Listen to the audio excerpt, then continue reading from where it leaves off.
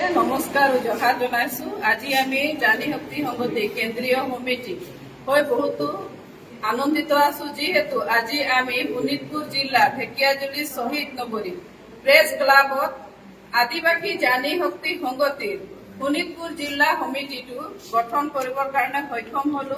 আৰু আজি আমি শোণিতপুৰ জিলাৰ সভানেত্ৰী হিচাপে প্ৰীতি হেমব্ৰম আৰু সাধাৰণ সম্পাদিকা হিচাপে আশান্তি কেৰকেটাক আমি ইয়াত পালো। আৰু তেওঁলোকৰ যি এই গধুৰ দায়িত্ব, আশা কৰিছো যে আগন্তুক দিনত তেওঁলোকে জানি শক্তিৰ যি মূল উদ্দেশ্য লক্ষ্য এই সকলোৰে ওপৰত তেওঁলোকে যাতে সুন্দৰভাৱে নিজৰ কাম কৰি যায়, লগতে সম্পূৰ্ণ জিলাখনৰ শুদ্ধভাৱে যি আমাৰ প্ৰাপ্য অধিকাৰ, মহিলাৰ অগ্ৰাধিকাৰ সকলোৰে ওপৰত মাত মাতি যাতে তেওঁলোকে কাম কৰি যায়, ইয়াকে আমি জানি শক্তি সংগঠন কেন্দ্ৰীয় সমিতি হিচাপে তেওঁলোকক আশা কৰিছো আৰু শুভেচ্ছা জনাইছো। ধন্যবাদ।